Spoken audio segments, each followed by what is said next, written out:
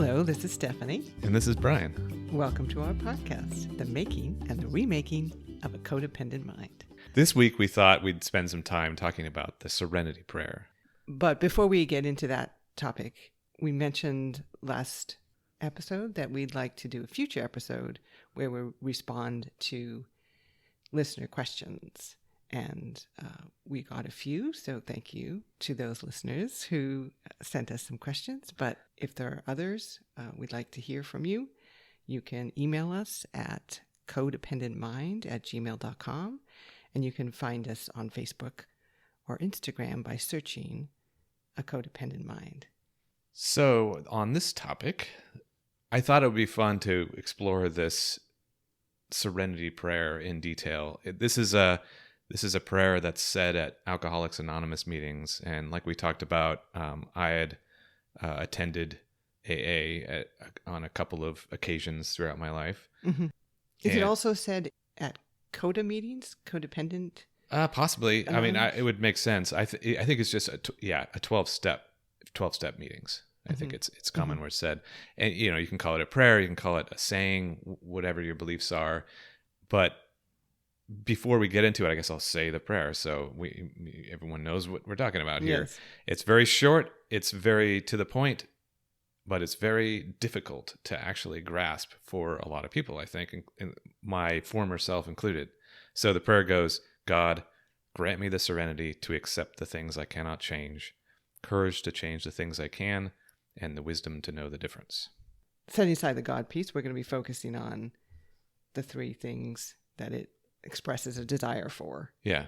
The ability to accept, the courage to act, and the wisdom to know the difference. Yeah. Between the things that you need to accept and the things that you need courage to be able to change. Right.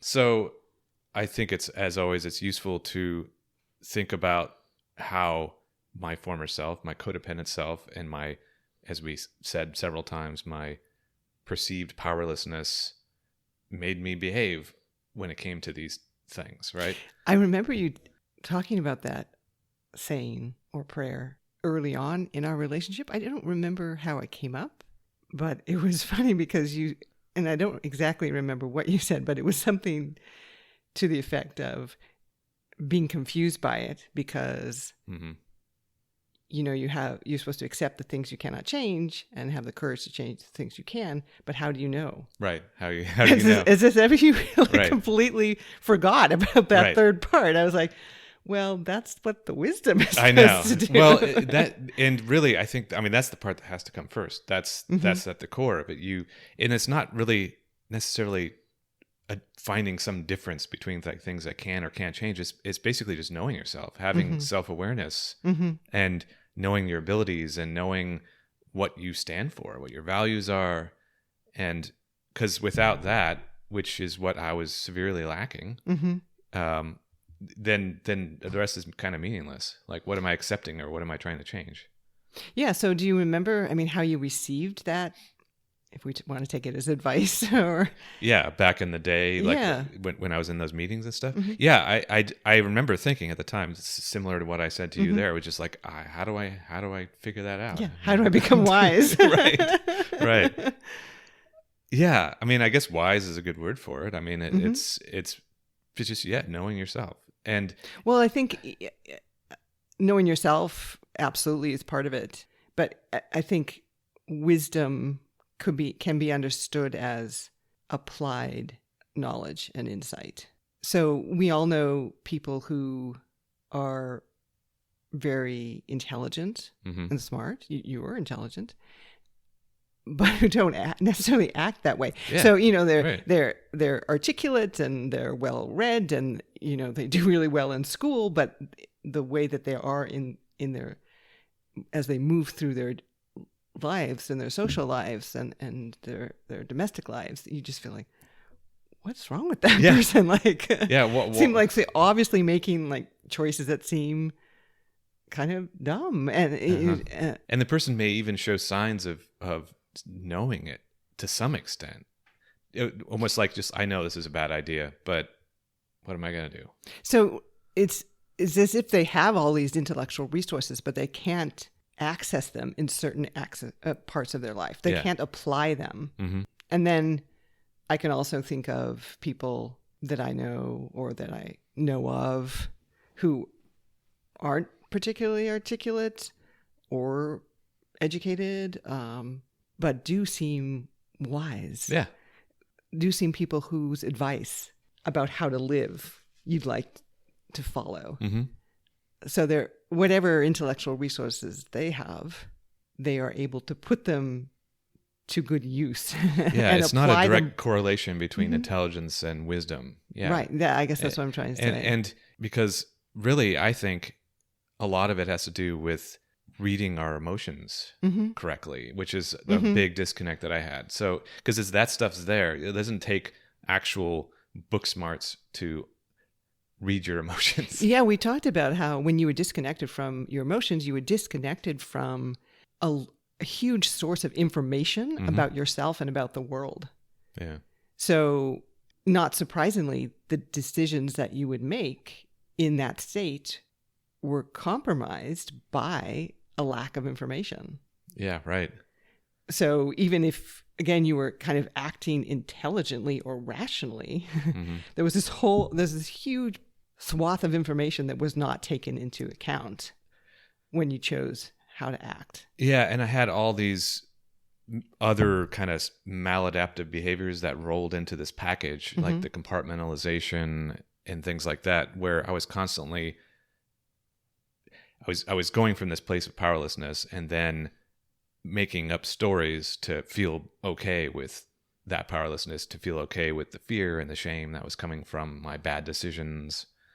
And so, yeah, and all the while ignoring my emotions. And in the episode, I think it was the one about emotional immaturity, I refer to a study of people whose emotional system had been compromised by severe injury, like an injury to the brain, so that only the kind of rational processing was available to them. Their emotional processing was not available to them anymore. Right. And if you remember, the theory going into that study was that, well, these people would be great decision makers, right? Because, our emotions, all our emotions do is compromise our They're going to get clouded by their emotions or something. They're not clouded by the emotions, right? They're just like purely rational. And as I talked about it, in fact, exactly the opposite was true. They were terrible decision makers. They didn't even know how to kind of decide where to go for dinner, because again, our emotional system, which takes cues from our whole body, not just from our brain, provides a lot of information about ourselves and about the world. I think that's essentially what I was doing. I was doing as if I had this injury. I was trying to keep those emotions out because they were unwanted. I was afraid of them. I felt as though that I needed to keep myself safe from them or something.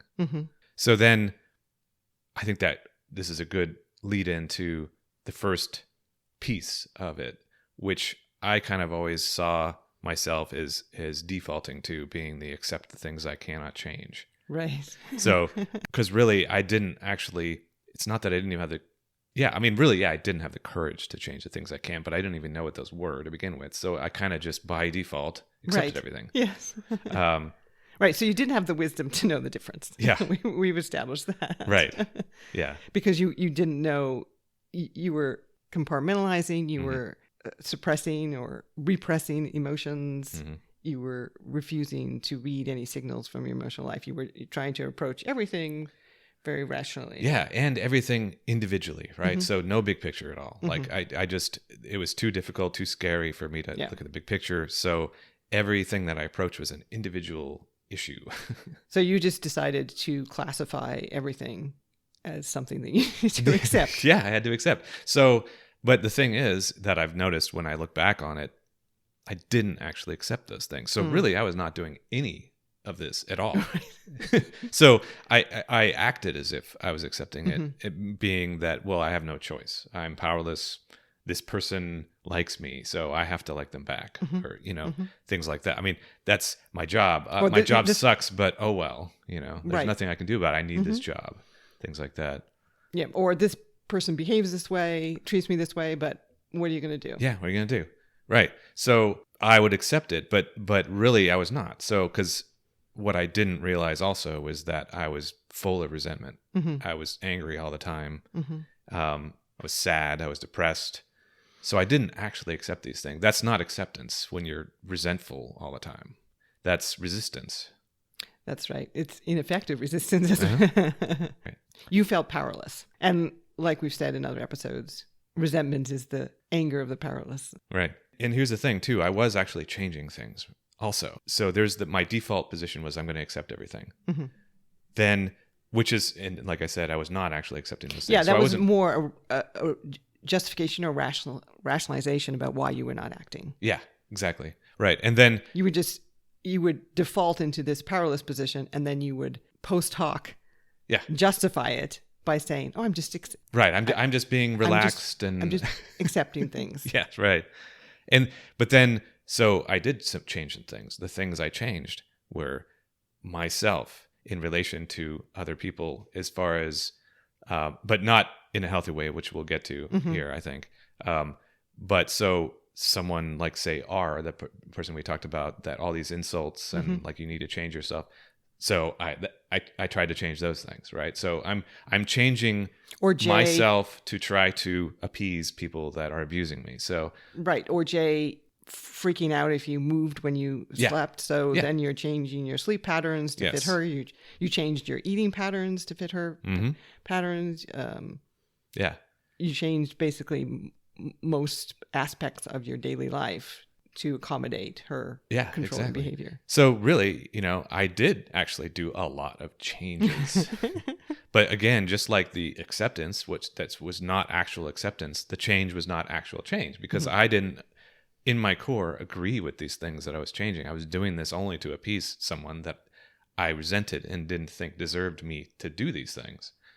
But once again, I felt powerless, and I felt like this was the only way to move on, to keep going, to keep myself safe. So what does it look like now, accepting the things that you cannot change as a healthy or integrated, self-aware person? Well, so now we have to go back to the beginning, because the beginning being like the wisdom part of it. The wisdom part being, okay, I understand myself better now. So I understand what it is I want to try to accept or try to change. So examples would be people in my life, right? So people that I still want to be in my life, but there's things I just don't like about them. Things that I may want them to change, but I can't change those things. I can't. Right. So it's like, so my family being an example, I want them to be part of my life. I have to check in with myself and continue to renegotiate that in my mind, make sure I do still want to be part of their life and them to be part of my life. But there's certain behaviors coming from each of them that I don't really like, but I'm accepting those things because I'm not going to try to change them, and I don't really expect them to change. So I have my expectations around that. So I'm accepting that, basically. You're accepting that they are the people they are, and then you're deciding whether you want to have a relationship with them. Yep. Rather than feeling you have to have a relationship with them, so they either have to change or you have to just be always resentful that they're not. Yeah, exactly. Yeah. Yeah. Do you have an example of something you would accept? Well, I think that's a calculation that I do with a lot of things in my life. And I think if you do it a lot, it becomes more natural and almost automatic. Yeah, that's great. That's what I'm striving for. I think you'll find that that's true, because I mean, most relationships in your life are going to be like that. Like there's not going to be this perfect person. And you have to decide whether the person, whether it's a friendship or a family relationship or a romantic relationship, if there are things about that person that are non-ideal, are those things that you can accept, or those things that mean that this is not a relationship that is good for you and that you want to be in. And also in the professional space. Yes, as well. Exactly. I was going to say, work. Yep. I work, jobs every job are far from ideal. Yeah, like I've never had an ideal job. Right. Even no matter how much you love your job or what you do, there's going to be problems. There's going to be people that you don't like to work with. There's all kinds of things that can be wrong. Yeah, and you have to know what are your options in that situation, and you have and that's about knowing yourself, but also knowing information about the world in terms of, are there other jobs out there? Yeah. Could, in what way might they be better, or what way might they be worse? What is obviously your financial status? What kind of power do you have in that situation? Yeah, right. And, that's something actually that I started to think about more when we started talking about resentment and it being kind of the anger of the powerless. And certainly there are some situations in which you can find yourself that you are completely powerless. But I don't think I've ever been in a situation where I've been completely powerless. Yeah. So when I've started to feel resentment towards maybe people in my life or my job, I have started to do a better job checking myself and say, like, okay, why am I assuming that I have no power in this situation? Right. Is there some power that I do have? And how do I access and use that power? And it may just be that I always have the power to determine how I respond. Yes, exactly. I think react. that when it comes to the change, the things I can, the first thing that pops in my head at this point, the healthy version would be once again changing myself, but not in the way I was talking about before, where I'm trying to change myself to meet someone else's desires of what they want me to be doing or be like, but changing just my approach. So like with the job example, I regularly do this. We talk about my job on a regular basis, and I kind of use you to help me talk through, like, okay, here's what's going on right now. Help me figure out, is this worth it? Is this still worth it? Here's the annoying stuff, but here's the big picture of my job and what it's doing for me. And also, are there things that you can do that can make it better? Yes. That don't rely on other people. Yes, exactly. Changing like assuming that other people are not going to change. Yeah. Those conditions not going to change. Are there things that you can do? So being just reasonable, like your boundaries. So, Right. and this is something that I had started doing once I actually started to gain this wisdom, was that because I used to work long hours, I used to stress out unnecessarily about my job as kind of a scapegoat, really, for my overall big picture problems. But once I started gaining this wisdom, I was like, well, do I need to be working 12 hours? No, not really. I mean, if that's the expectation, then maybe this isn't the right job, So I'm going to start cutting it off at 5:00, and because that's what I want. That's what I feel like was reasonable. That's what I want my life to look like. So I did it, and I've been doing it for a couple years now, cutting it off at 5:00. And everything's been fine. And there were no professional consequences. No. I mean, there could have been. Yeah, it could which have been. would have been information, as you said, about whether you wanted to continue in that job. Right. But you were doing that just assuming that you had to do it. Yeah, because I would see other people doing it, and I just assumed, I just didn't value myself enough to, or what I brought to the table, that I was just like, this is what other people do. This is probably what's expected of me. So I better work 12 hours. That's the courage part as well. Yeah. Mm-hmm. It is, right. The courage to end it at 5. The courage to defend your boundary. And it was nerve-wracking in the beginning. It was. For sure. I mean, you talk about it a lot, and and weekends and stuff like that too, because I have lots of coworkers that just all weekend long, just emails. By the time Monday morning hits, I have 25 emails because people are just, they don't stop. But I don't need to do that. I don't want to do that is the main thing here. So if I need to do that, being they expect it, then I need to reassess my relationship to this job. So that's actual change. I think a lot of things are kind of a hybrid, right? Like, it's not like this perfect, here's 2 options. I can or I can't change this one thing. And now, it's like kind of each situation that we come across is going to have kind of a little bit of both, right? So like with the family thing, I'm accepting some of their behavior, but also at the same time, I'm deciding what kind of relationship I want with them. So, okay, well, I'm not going to stress out too much about making sure I call them every week or something like that. I just this is my role. This is what I feel like my role should be in the family. And again, that takes a certain amount of courage, because that you were not used to defining the relationships that you wanted yourself. It was always responsive to other people's needs or demands. You didn't feel that you could, because of past trauma and abuse, you didn't feel it was safe for you to articulate and act on your own needs and desires. No boundaries, and just go with the flow. And it was scary. It was scary to do so. So, absolutely. Again, initially when you started to kind of put up some boundaries with your family in terms of what you were going to respond to, what discussions you were going to get involved with, what expectations you felt were reasonable or not reasonable, that was nerve-wracking for you.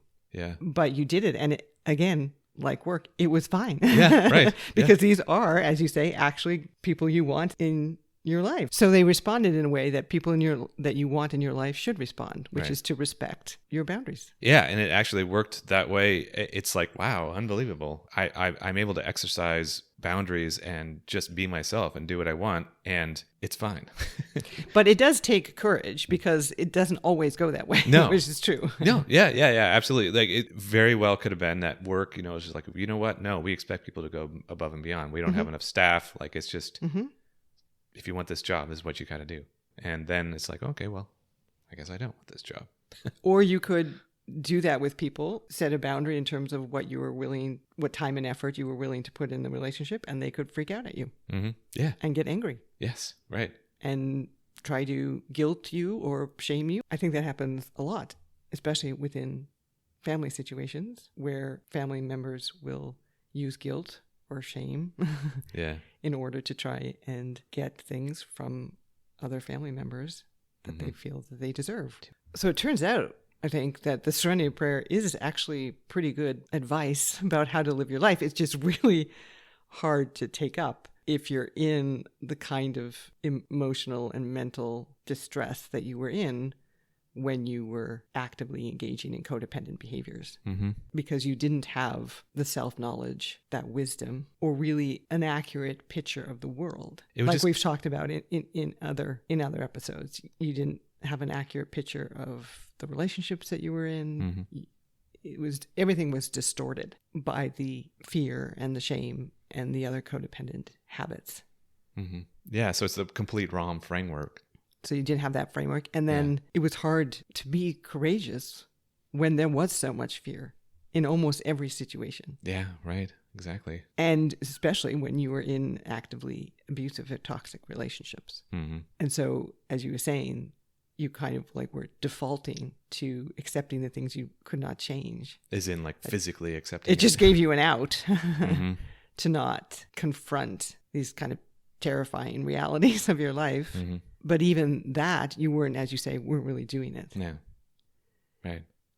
You were, in fact, trying to control the situation with, say, these abusive partners by managing their environment and reactions, rather than having the courage to make the change that you needed to make, which was to leave those relationships. Right. And then also I'm thinking about bad behavior by these people. So I'm accepting their bad behavior, not just towards me, but towards other people. And oftentimes the change that I would do would be to take that on and kind of blame myself sometimes because that was easier to blame myself than to blame the other, because then now I'm kind of implicate, like I forcing myself to feel as though I need to take action if I recognize that this person's behaving badly. So instead it's just like, oh, well, yeah, I just need to do this. And it's kind of like the trauma bond. Yeah. Where the trauma bonding comes in, where you take on the shame and the responsibility rather than having to deal with the more terrifying, powerful person. I do think it comes down to this question of power, of personal power, or personal agency that we've talked about. In kind of every situation where you may be starting to feel resentment, or you have questions as to what's expected of you, or there are demands being placed on you that you're not sure you want to fulfill, is to think about what kind of power do you have in that situation? Yeah. Realistically. Yeah, right. Enlist others if you have trouble accessing your own sense of personal power, right? Yeah. Do you have financial power? Do you have social power? Do you have intellectual resources, emotional resources? Do you have political power? And see what ways those can be exercised to have an outcome that you want.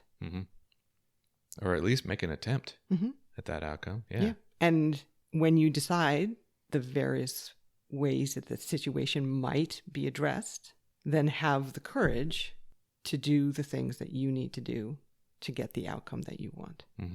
Yeah, and that does take a lot of courage, especially for someone with codependent behaviors. The thought of offending someone, disappointing someone, angering someone, yeah, that was really hard for me. Yeah, so I'm sure there were plenty of times where I wanted to change something, but yeah, just that thought just stopped me tracks, you know, and then now I got to go do the mental gymnastics to make it about accepting. Right.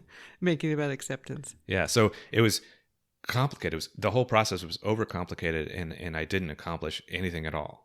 And now it's actually not that complicated. Like you said, the more I practice this, the more automatic it becomes, because I just know myself and I'm comfortable with my abilities to make these choices.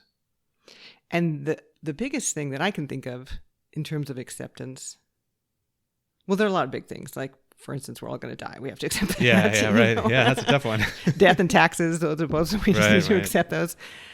But other people are things that we cannot change. No. We can ask for change. Yeah. And we can help them change. But change has to come from within. So, I mean, that's a big thing that has to be accepted, which you said you've done, for instance, with your family. But you don't need to stop there. Yeah.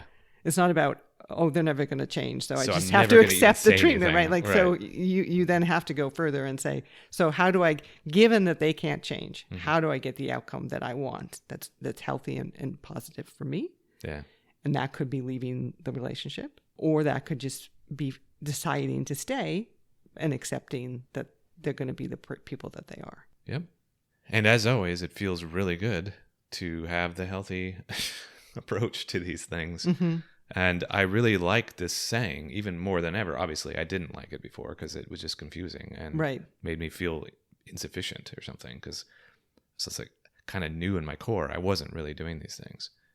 Right, and then that causes more shame because because I know you're deep failing. Down I'm not. Right. Failing at something super simple. You know you should be doing something, but you don't know how to do it, and it's scary to do. But yeah, it actually is pretty simple saying, and it's a good thing to have. It's in simple mind. but not easy. Is always the trick, and that's where the wisdom comes in. Is to cultivate, cultivating wisdom, cultivating courage, cultivating true acceptance. Actual acceptance, authentic acceptance, not an acceptance that comes from this sense of powerlessness in your life, but a authentic expression of the power you do have and understanding the power that you don't have. Yeah, and you're making a choice. This is all intentional. So these acceptances that you're doing I'm making the choice to do this. I'm not being forced to accept this. And the nice thing is that it didn't come from God. Yeah, right. You granted yourself the serenity to accept the things that you cannot change. You developed yourself the courage to change the things that you can. And you are working, as we all are, always, on the wisdom to know the difference. Hope you enjoyed this episode. As always, we love to hear from you. If you have any comments, questions, again, you can find us on Facebook and Instagram searching for A Codependent Mind. We appreciate likes and reviews and follows on the podcast platform of your choice. And we hope you'll join us in a couple of weeks.